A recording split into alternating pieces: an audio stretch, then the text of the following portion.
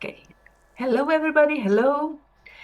This is our, I think, third time to meet on Dialogues of Dhammapada.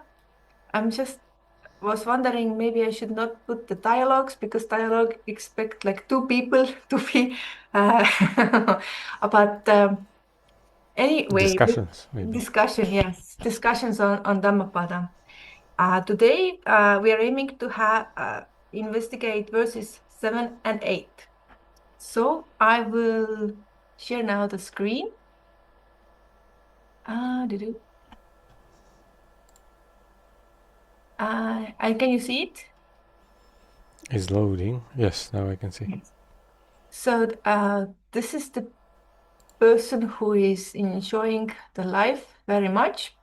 And would you be so nice, Sviatoslav, and read out the seventh verse Great. Let's and do the it. story after that? Okay. Um, Should I make it bigger? I will just adjust my screen. Maybe a little smaller because... Okay, good. Like that. Okay, verse 7.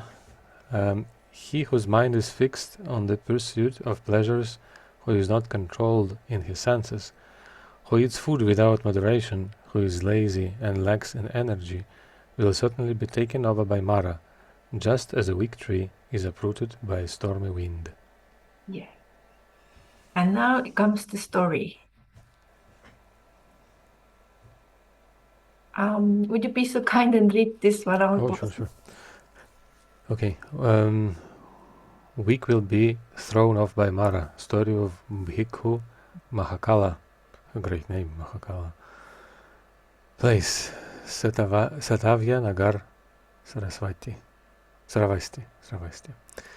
Three brothers, Mahakala, Madhyakala, and Chulakala, used to live together in Satavya Nagar, and earned their living through trading business. Eldest brother, Mahakala, and the youngest brother, Chulakala, traveled together to different places and brought merchandise goods in their carts for sale. Madhyakala used to take care of the sale of the goods brought by them.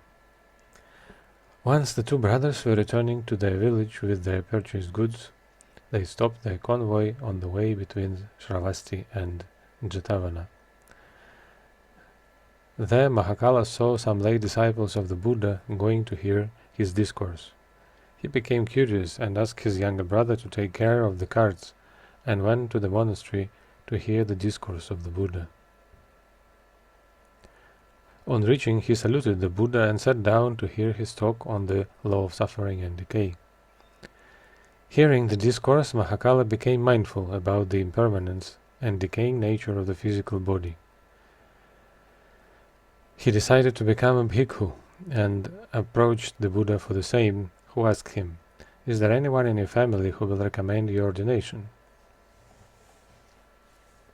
Mahakala then called his younger brother to stand as his guardian.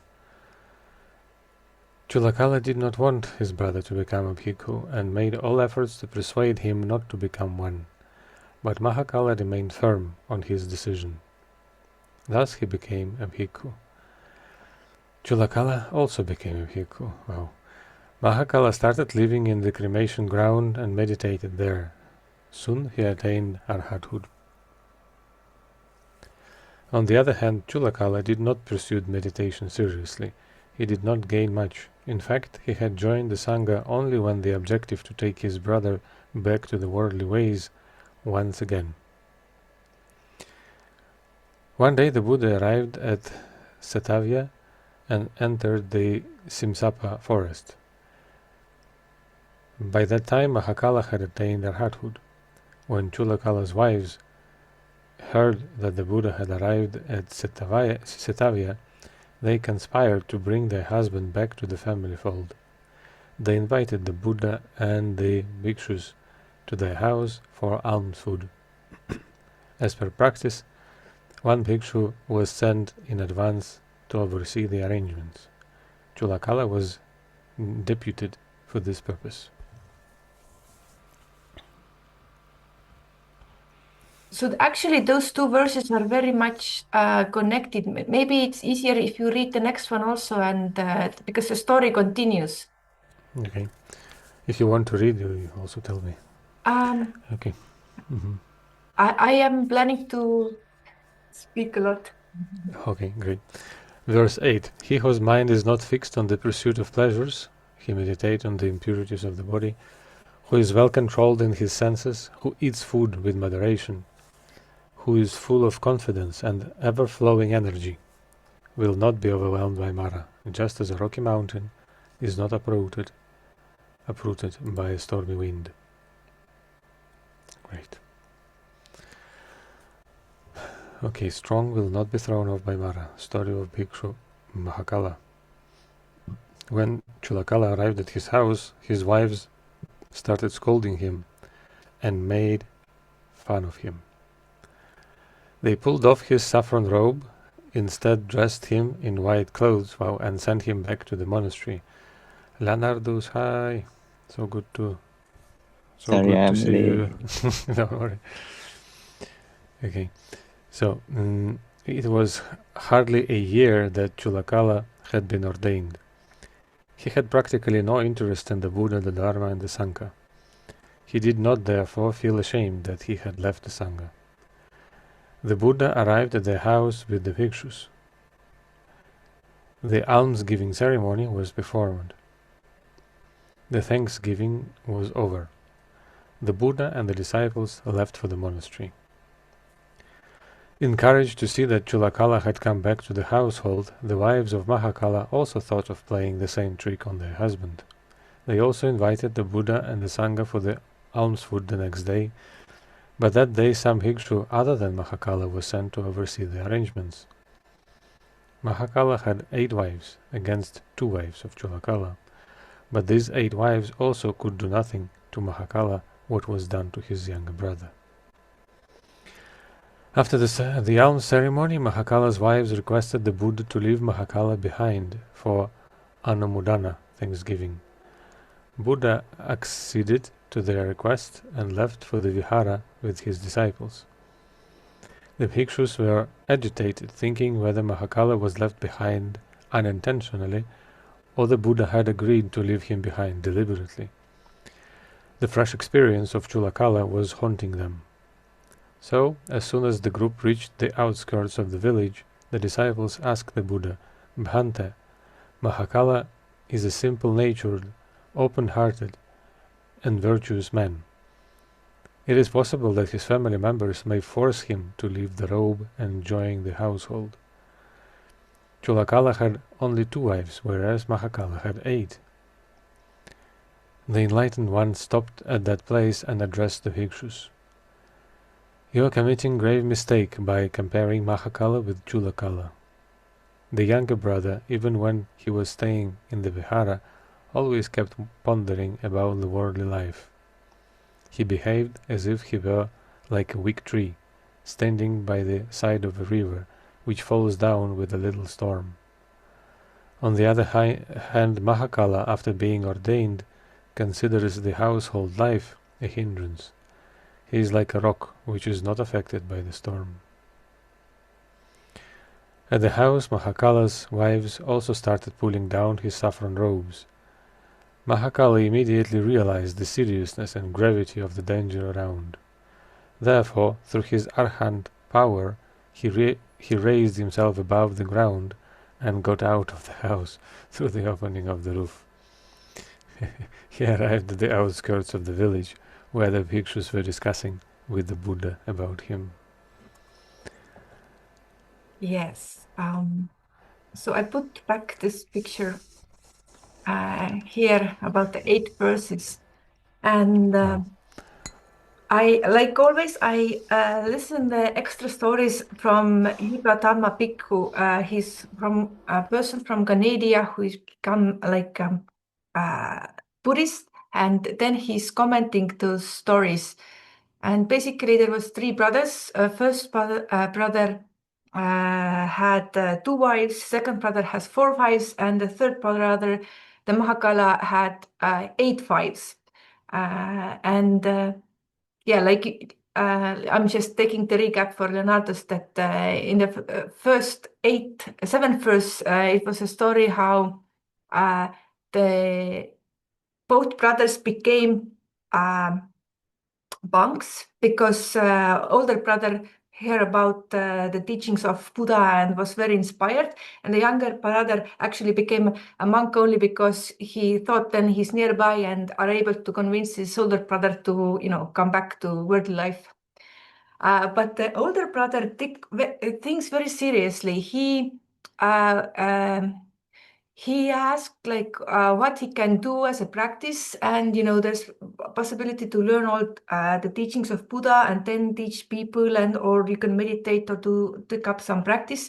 And he was thinking like he's quite old now that he's not able to take all the teachings, that maybe he just concentrate on meditating. So he decided to meditate on a graveyard, like cemetery, and meditate about how this earthly body is, decaying and how the death is coming. And there was this one special practice when one really nice, beautiful lady had died, and the owner of the cemetery or the keeper is asking him to come to see, and he says, invite me back when you're putting it into flames.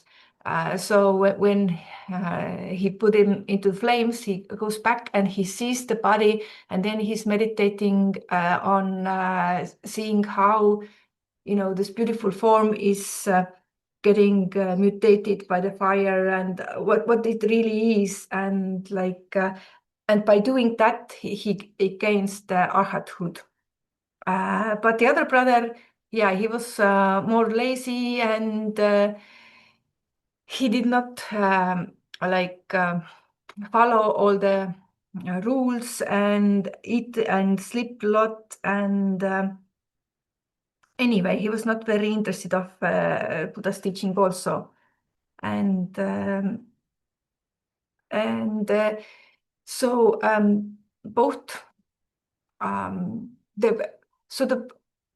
this Buddhist community or these monks traveled around, and when they went nearby where the household was, then they decided that let's ask to visit them. At that time, when Buddha was visiting with his monks, they prepared the seats. Like somebody goes beforehand if somebody asks Buddha and the monks to visit, and they say that the older monks and Buddha and has a better seats in the first row, and the younger ones has the other seats, and prepare it properly. And they sent Chudakala, who's a younger brother, to this household, and he has 2 wives. But since he was not a very serious practicer, the wife starts teasing him and pour off his robes and put him white clothes and some flowers on his head. And he didn't mind much because he wasn't very serious. And he went back and asked then, okay, now you can come to the ceremony. Everybody came. Buddha gave the teachings. And when they left, Shudakala stayed back. He didn't went with them. He was already 1 year being in this monk community, but he was very easy to convince and stay back. And now this is the second story. The 8th verse talks about now that this younger brother had 2 wives, but the older brother had 8 wives, and the 8 wives saw that, oh, this is possible. Let's do the same thing. Let's get our husband back. So they invite the Buddha and the community to visit them, and prepared, but you can see, they send another person to look over this seat, and they were not able to convince him, Mahakala, otherwise before the ceremony. And after the ceremony goes they have a meal together, and then as a appreciation or gratitude, Buddha usually gives some teachings to the person who is holding, or the household who is holding this meal for them. But this time Buddha said, let Mahakala give the teaching. And he left with the monks. And the monks were like really surprised, like last time the younger brother already went, and now you left him with this hate wife, like this 4 times more. And you have like, and he's like such a good-hearted and person, aren't you like afraid to lose him? But then like you hear what happened, that by the power of his meditation, when the wife starts pulling off his robes, he just went through the roof. It was a straw roof, not any stones or anything.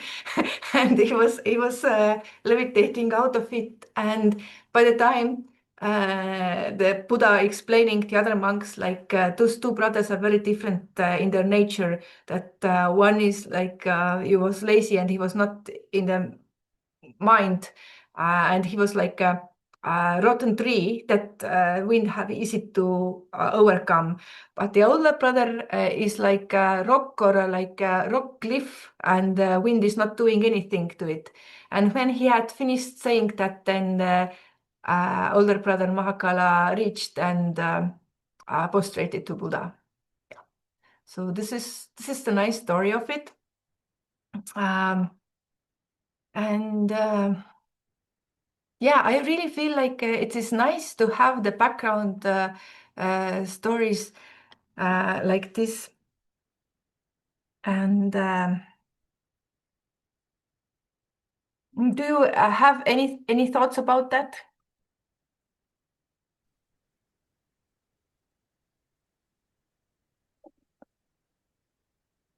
I heard these stories kind of like in many different forms, like even in the story of the monkey god, the temptation always comes in 8 beautiful women.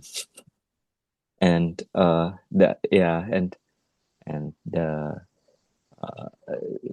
in after they manage to see through the illusion, then there is some kind of a flight. I see it as more like maybe an analogy rather than like real superpower that a person can fly, and just more like that can see past through the worldly illusion and then can go beyond it, and that's why in that sense that it flies away. Yeah. And this is more like a question that a lot of times when I hear the stories from Dhammapada and the story of enlightenment, is usually it's in the form of very simple thing that's like, oh, that is such a, not that it's easy, but it's such a subtle thing that make people enlightened. Like in this case, like they look at the body being burned and then like Mahakala, right? Mahakala is enlightened. Then I heard another story before. I don't know whether it's of the similar kind, that like another monk was really pious and meditate for very long, and then he cannot get enlightened, and then one day he got very angry and then he threw all of the rope and everything onto the toilet, flush it away, and then he got enlightened. In the story, there's like, what I get is that it's like, oh, even the ropes and everything is a form of the last form of attachment. Once it's like, I saw that story online. Yeah. He was, I think 7 times, something like 7 times. He was a very, very poor farmer, and he saw a monk eating, and he thought, that's nice. You can like do nothing and eat some nice food. So he became a monk. But then not so good, and he thought, I still have my plot of land where I farm things. Maybe I will go back. And he went back, and then again, and then again, and then again, and then again, and then finally he threw it in the water, and he was so relieved, like liberation moment for him. And he cried, I have conquered. And then the king was passing by, and he he heard somebody crying, "I have conquered," and he asked him, like, "I have just come from the battle, and I have conquered my enemies. Who did you conquer?" And then he explained that your victory is really nothing. If you conquer yourself, that's real victory. Something like that. But there are many stories that are similar. Yeah. So Maybe my I'm also question confusing something. is like, is it really that we overcomplicate all of this? That is like, but actually, like to see the enlightenment in the smallest of things. Not saying about there's like enlighten and that's it, right? But then it's like take many steps. Is it? Yeah. So I it's more of a question that's like, is it really that simple sometimes? I feel because I've read some of the we had a school of wisdom of those stories, and I've got a lot of inspiration, and I wanted to go a little bit more deep in each story, just not yeah. That's but I feel it is like those people who get so quickly arhathood or enlightenment after the Buddha time, I think they had like practiced a lot in previous lives, and that was like a final small thing that helped them. And this final small thing could be a different thing, but it's not like this is all. I think they have practiced a lot, but this is like the final small thing on their journey. Maybe we have this part already like done, but we have different, story. But I feel like those people. The other day we were talking that all you have to do is born in the same time as Buddha and be happy, be like auspicious or have a good luck to encounter him, and there's a big chance to get enlightened. But it's not like that. Most probably it's a karmic thing, and they had practiced a lot to be able to born at the same time, and so on. When Buddha was born, there was this person who predicted that he's going to be enlightened, and he was crying. And they say, "Why are you crying? Because I will not be around when that happens." And the next thing, he went to his sister's place and told his sister's son that become his student when it's possible, like when your time comes. And this person became enlightened also or something. But the story that you mentioned, I have another story in my I don't remember the name, but it was one Buddhist monk who also practiced a lot, and he has like uh, like a some Buddhist hermits who lives separately. They have like a sponsors who pay for their food or statement, and one of his sponsor were like. Coming to visit and seeing is he like practicing like sincerely and so on, and he knew that, and he has this little place where he was living, and he has a little altar, and he make it extra clean and nice, and then he noticed what he's doing, and then he took some like a dust or like ashes and threw it on the altar because he was making it better than it actually was in order to impress. And he noticed this thing in himself.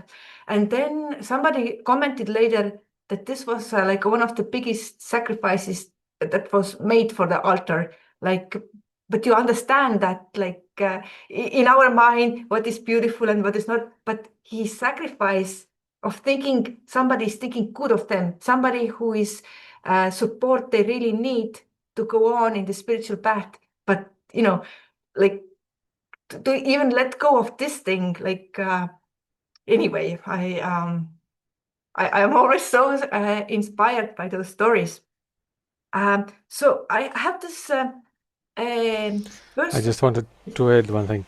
Uh, he, it reminded me about one dialogue of Socrates when somebody told him that, well, somebody just shared that is amazing to see how when you approach the house where Socrates gives his discourses, your understanding starts to improve and work more clearly. If you're in the same room, your understanding works amazingly well. But if you are sitting in like your something like your hand touches the clothes or something very very near, then you understand wonderfully, amazingly, like much better. So it may also be the power of the field of the Buddha and Arhats around. So it creates the field where understanding just happens spontaneously. So I like agree with everything that you said. I also feel that probably they worked a lot in the previous lives to even just be born here, and also when they're born to recognize the value, because many people didn't become monks, they kept living their lives more or less. But then also the power of the presence probably works. Yeah, this is so great. I agree. Yeah.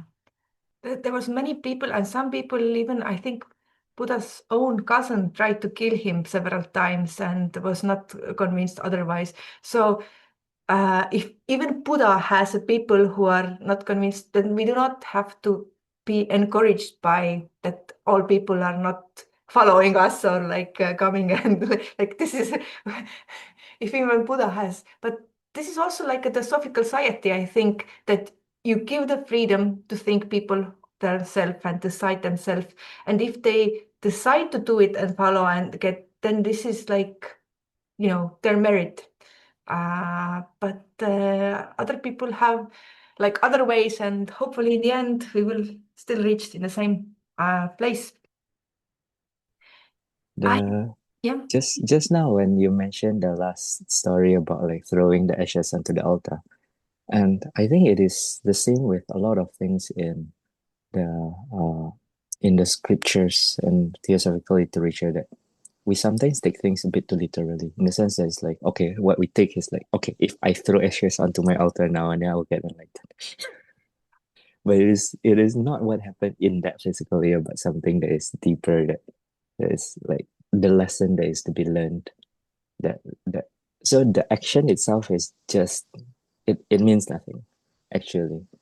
Repeated by any other people, it wouldn't mean it wouldn't be as close as the meaning that person in the story get. And it's so difficult, isn't it? Like, because the text is saying the physical thing, and we need to like understand what was behind it first, and then finally the action is just the last dot in the whole paragraph almost. Yeah. Yeah, totally. And yeah, there's this other story when Buddha says to somebody, you have that I think they have killed their parents or something. They have made a bad karma, and he says you have to do it or something. And I think it's so wrongly understood, because in this context it is meant something else than actually doing the thing. But in that sense that you have to let go even the thoughts that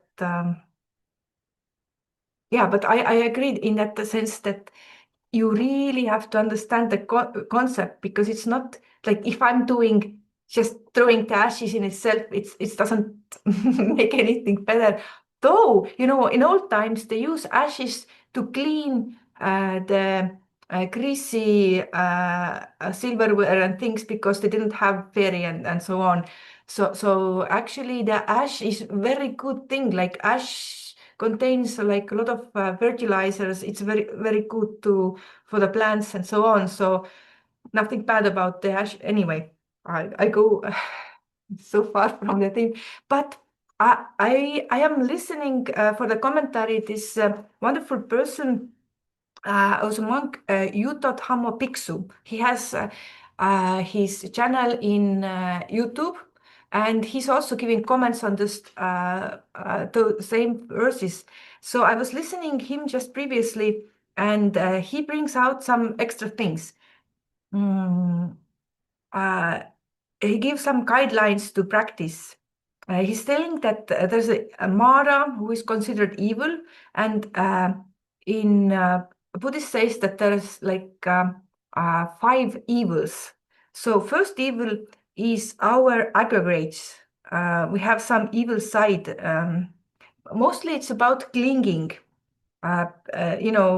Because there's old age and sickness and death, and when there's a change we start to cling to that what was before. Before we felt good, we felt powerful, we could jump and run, and now we cannot do it anymore. So we feel like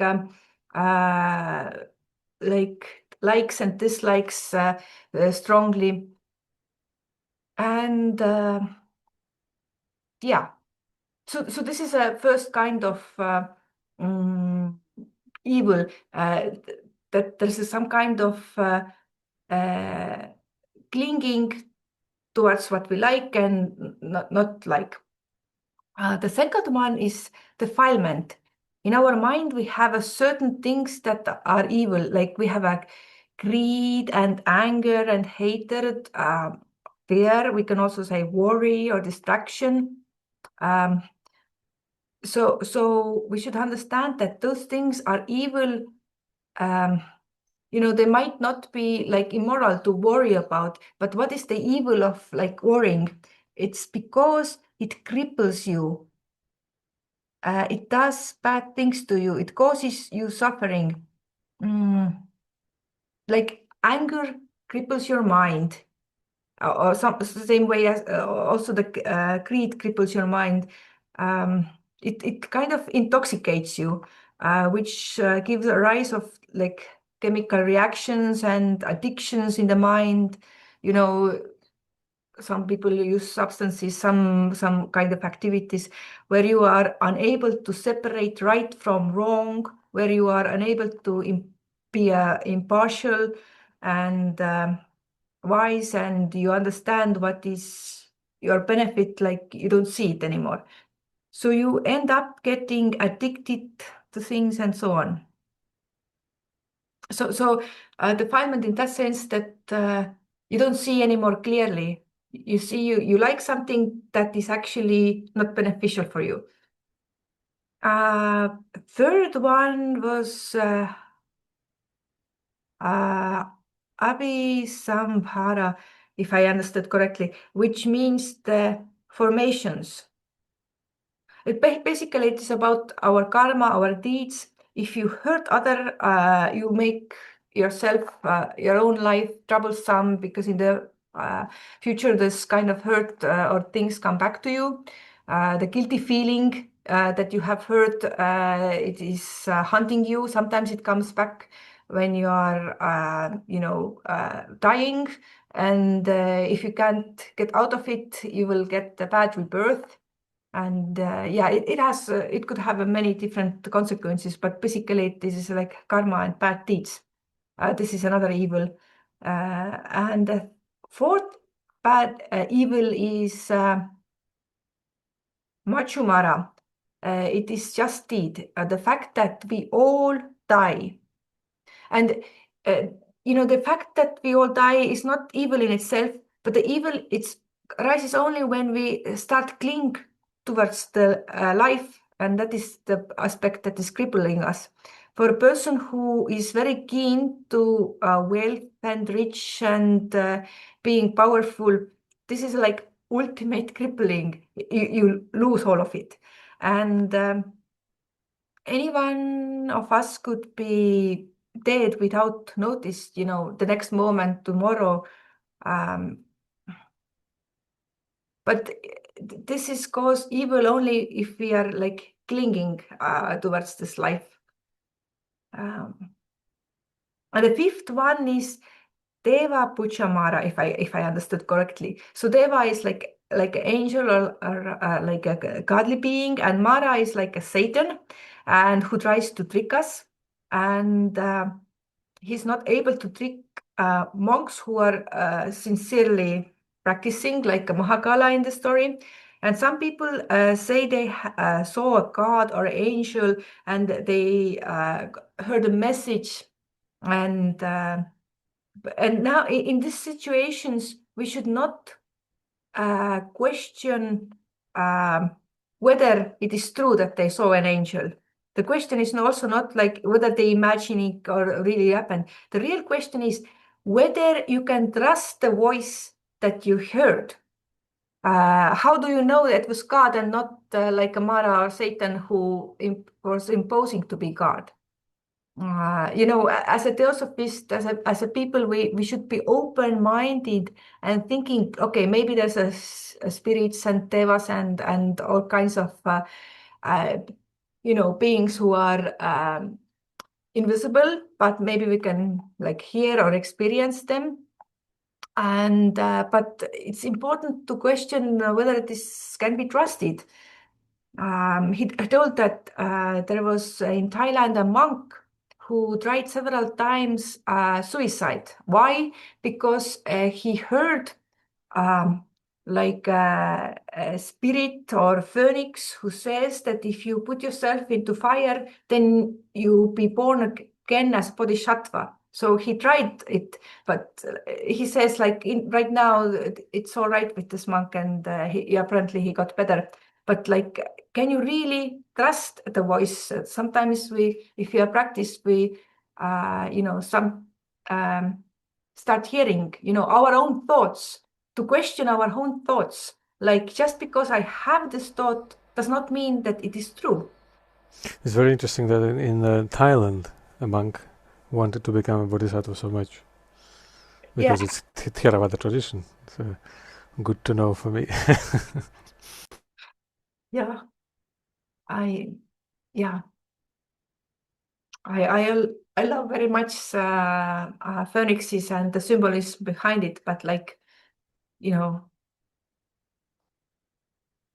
if it's like a bad spirit, or like, how can I say bad, but like if it's a samara in certain way, then it could take any form. And what it takes, it's a benefit for humanity to become a bodhisattva.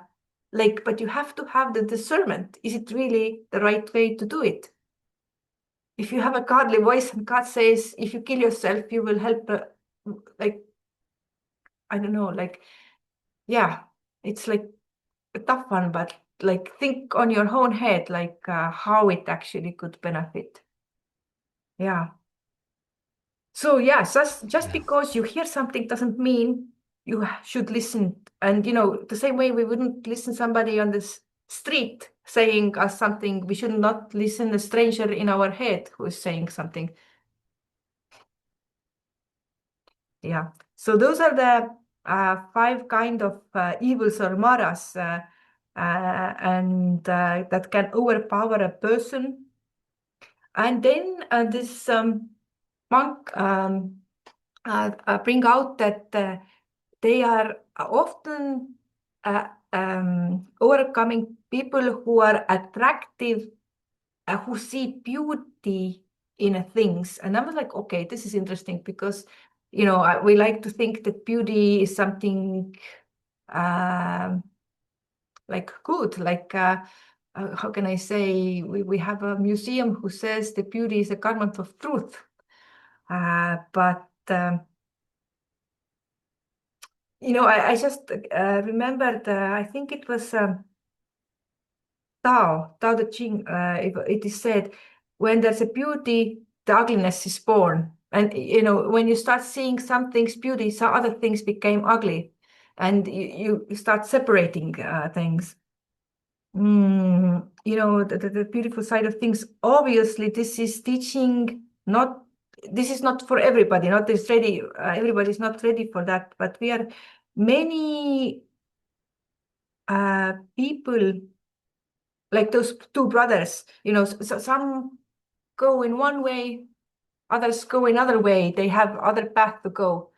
But we should say that we shouldn't say bad things about people who choose the other way and, appreciate beauty. Because even the Buddhist teachings are not for everyone's cup of tea. But the only problem is that the Mara will overpower those people with, most probably with this 5 evil.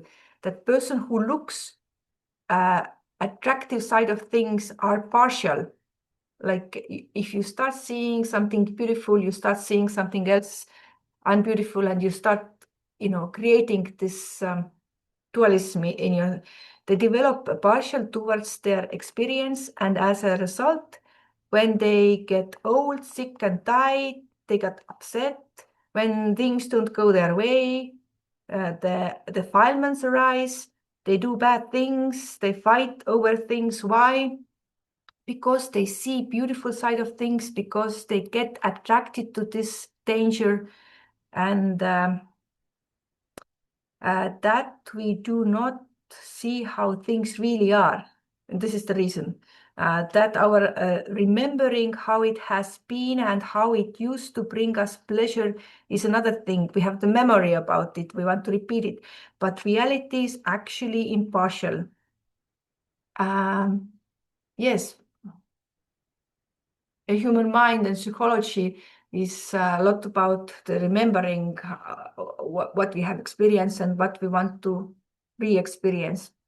And then this Yuda Dharma says that true experience is reality in neutral sense. It is natural. There is ups and downs, like rain and sun. There is change, and it's all natural, and there is no attachment to it. And it's like the same thing. If the realities change around you, you interact, you change with. If you need to cover yourself for the sun or the water, then you will do it. You do not react, you interact with your surrounding, and that's all. When we are not yet enlightened, there is always filter of liking and disliking around us when we see and experience something. So he asked, how would we get rid of it? Do we have any ideas how to get rid of it? I think liking and disliking will always happen because it's a second skand of Vedana. Any experience that we have, immediately even before our mind can grasp what it is, already something in us feels clearly. I like it or I don't like it. But grasping is another thing, and also aversion is another thing. They appear because we have the illusion of self. Like saints also have liking and something they like, something they don't like Kuthumi, for example, was admiring an avalanche in the mountains, or asked Sinet to play something on the piano for him to listen. But they don't grasp because they don't have illusion of self. That's gone already. So I think, well, basically through altruism is the main way for us, it seems, because it's the direct opposite to self-cherishing, self-grasping, and so on. And then gradually it will evaporate.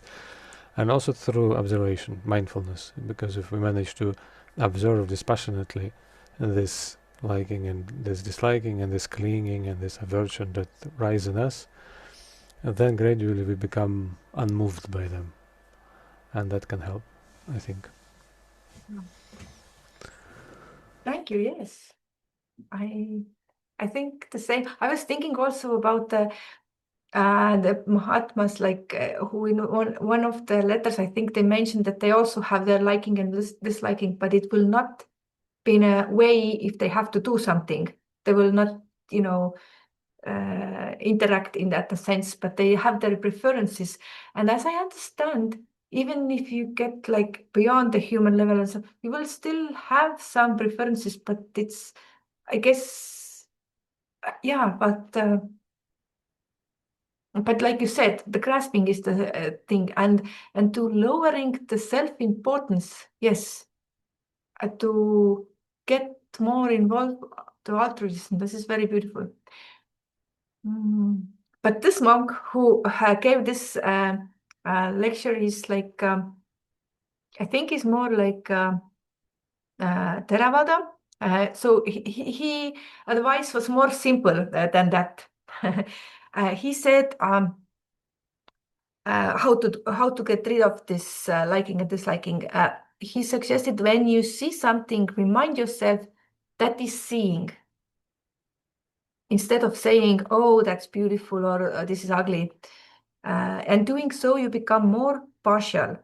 That is seeing, this is seeing that this is seeing this, or people think that this kind of behavior makes you like a robot. But he suggests, try it out. Does liking and disliking really makes you happy? Is there really like a practical change?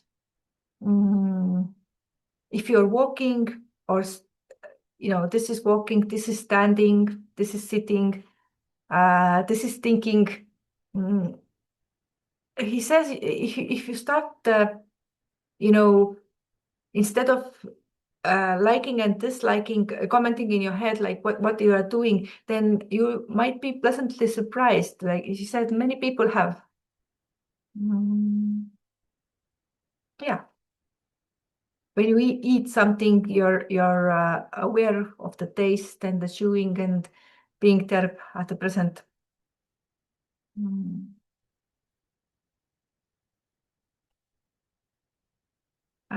Yeah, I think this is like the first thing, like how can I say, you separate yourself from, you see what the body is doing, yes, and experiencing, and you do not give like, even if I do that, I may still have preferences to not get hurt or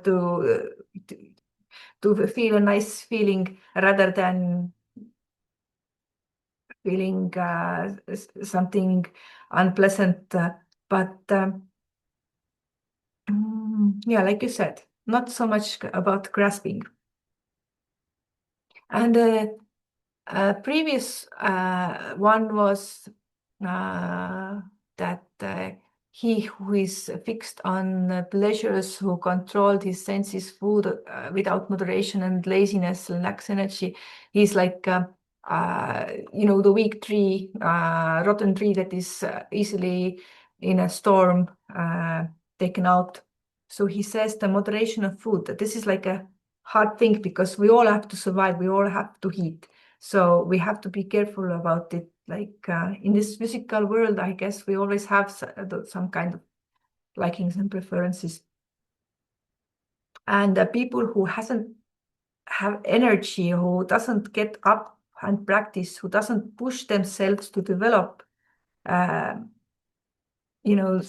it's very easy to let yourself go, like many people have. And then they experience pain and unpleasant things, and they got this depressed, and it takes years. And, it takes effort to purify your mind, to be clear, to see things how they really are.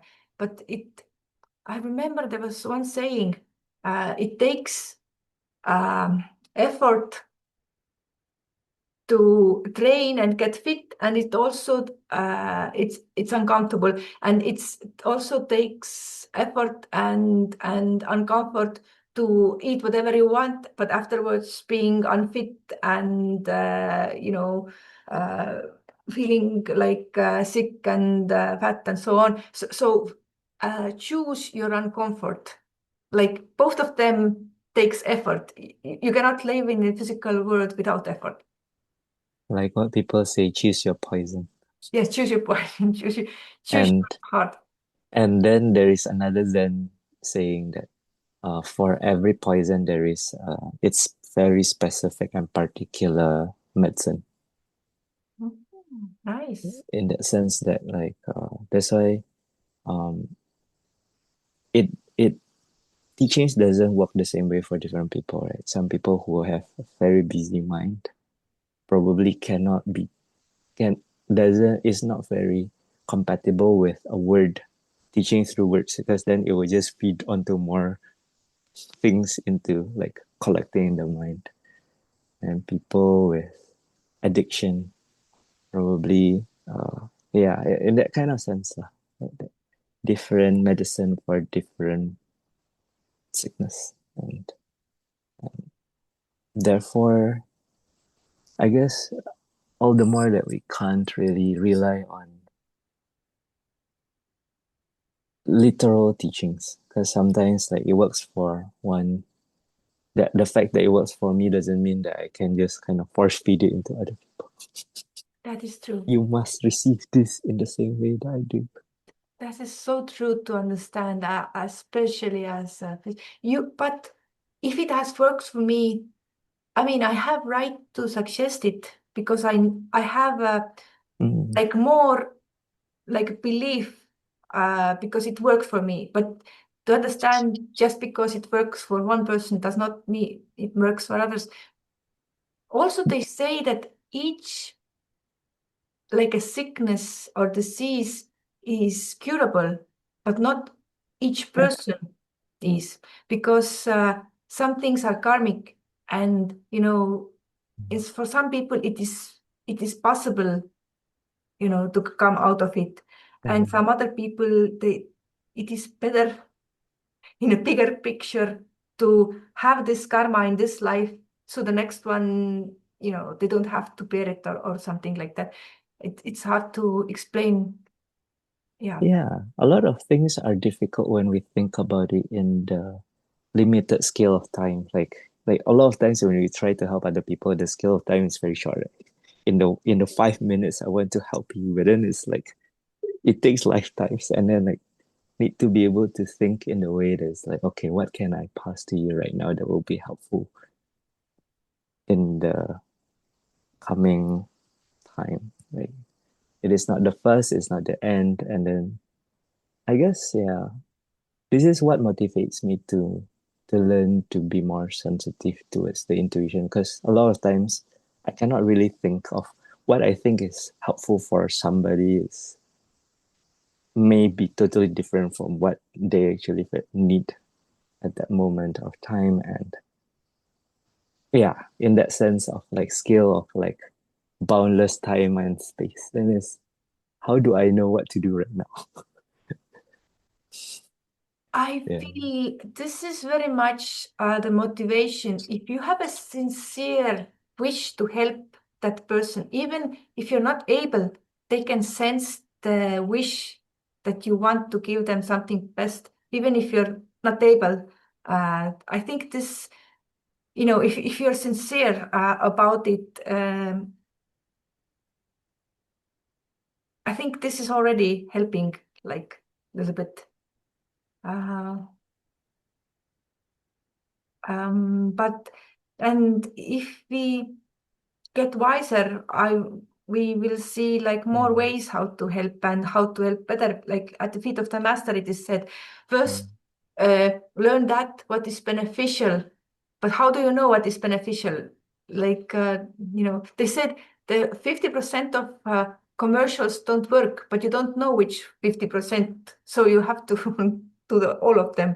I think also like teachings or whatever we learn, it is like you learn a lot of things, and then I mean I don't learn only for myself, I learn for those who I interact or who I meet in the futures, and I can suggest them something that I've like, maybe this thing could help them. Or if you're like minded in a way that I want to help them, then I think maybe through you something can come to your mind if you have, studied a lot of things, or touched different fields, and then through you the right thought can come and reach them. You could be like a vehicle.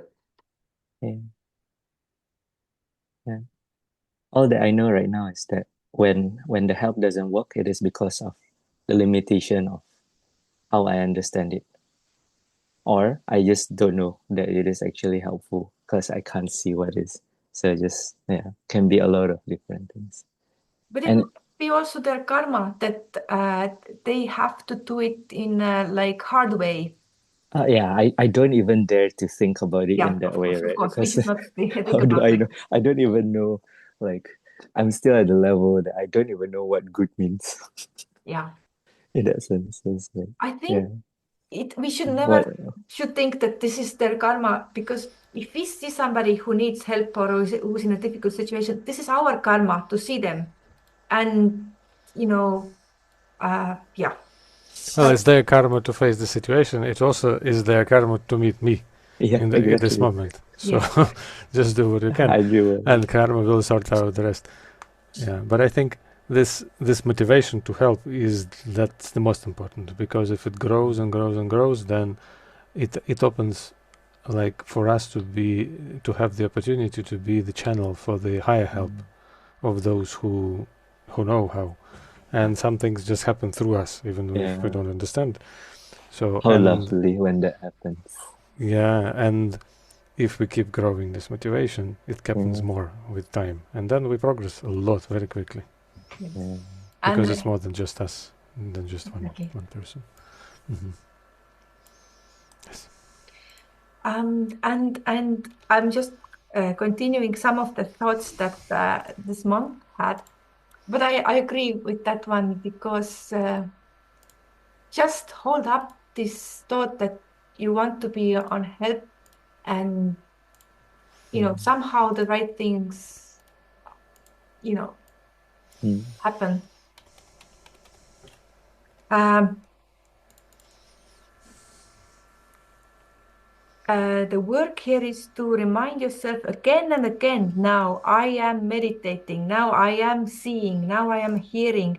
When you act to be mindful about like a chewing or tasting and swallowing, like it's constantly pulling yourself out of the mud and be conscious. Like this is the practice how the monk is doing to be conscious and not get like disliking and disliking. It's like lifting weights. Eventually, you get stronger by doing this again and again. So you should be never discouraged because we might fall back into the defilements. I mean, in meditation, how many times I go there and then I come back and come back and come back. And, you know, fighting with Mara is eternal, but in fighting it, you get better. And it takes only once to get free from mud. And once you are free, and Mara has no power over you. So, like, one day we will get rid of Mara, and then the real work starts. But It's a it's a great motivation for meditation. I will meditate now after we finish. I was thinking the same, that like I always feel I'm thinking like I've been meditating for so long, taking it as a like a daily practice, and yeah, but like it's not about it. Like I probably am better than I was in the beginning. But what I do notice is the moments then I'm not doing it. Like, oh, I'm like the moments like uh, sometimes you start meditating, oh, I have this important email, I have to do this. Like then I say, if it's important, it will come to my mind afterwards. It will come back to me when it's time. And yeah. And the funniest is whenever I'm meditating, and then there's the moment that I thought, oh, I'm meditating better now. Then at that moment I'm out Yes. of pride. Yeah. Yeah. But yeah. But what can I say? To come out of the mud, and in this physical world, this is how it is goes until you do it more naturally, Mm. and until you live like most of the time in not like in this physical level. And then when the next Buddha comes, they say in every 5,000 years some come, then we might be around him, and might be, one of his disciples who have the possibility to become Arhat and help more. And then real work begins, as you say. Real work. Yes, yes, yes. We are just making the warm up right now. Yeah. But this is it for today because yeah, I like those two, and like those were the brothers, and there was like three brothers. Maha is a pig. Madhya is like a middle, and I didn't. I in this logic, I think Shula should be small, but I didn't look up. I just knew that Madhyamika is like the middle way, and Maha is like the big. Mahatma is like a big soul. And Kala is like a time, I think, right? Like a period. It's one of the names of Shiva, apparently. Yeah. Mahakal. Mahakala, Madhyakala, and Shulakala. So they don't talk too much about the middle brother, but the big brother was able to get enlightened even having 8 wives. So we have also possibilities in our life. Yeah. And the younger brother was not just interested, even if he was picking up and doing things, if you are doing it half-heartedly, it will not get you any benefit. And I'm even thinking maybe he's creating a little bit bad karma by doing this, but who knows? Who knows? I don't. He was not ready just. But I think this is yeah, this is what I wanted to have this time. Do you have any ending comments? Maybe not an ending comment, but when we were talking about the next Buddha, then I remember somebody saying that the work to become a master starts from today. In that sense, it's like, Can you tell it again? The work? the work to become a master starts from today. In that sense, there's like, because I often think like how far it is to become a master, but then like if like everyone starts from somewhere, and then like to start practicing as if like to as the highest that I can get right now is this, and then I do that, and then yeah, like that yeah, then that motivates me to kind of like, okay, I do what I can, This because is so that work starts from today. Yeah. That's so nicely said. Then maybe in Thank you. 5,000 years it will be one of you. 2,400. 2,400. Why? Okay. I don't 2,600 is think already passed. I don't think the timing would be Yeah, exactly in that way. I think you're right. Yes, yes. And they say that the next Buddha is already here. The presence of Maitreya is like in some levels already, because they are not born then. They are already beings in becoming. And, Yeah, you that's know, true. like, yeah, this is such a beautiful thing to think.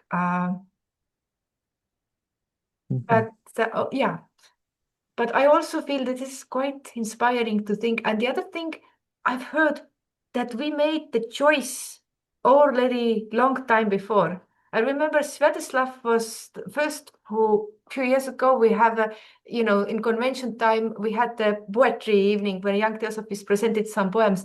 And you were reading out, you were presenting the two ways. And I choose the one traveled less by, and that made all the difference. And I always feel like this is such a beautiful I idea to don't remember very clearly. to choose the one that less travel by, not because it's less travel by, but because you feel that this is worth pursuing and worth going that, and that will make all the difference already now. Although, reaching there, it takes a long time. Thank you so, so much. And hopefully see you in the future. Okay. Bye-bye. Thank you, Marika. Thank you so Thank you, much, Marika. Leonardus.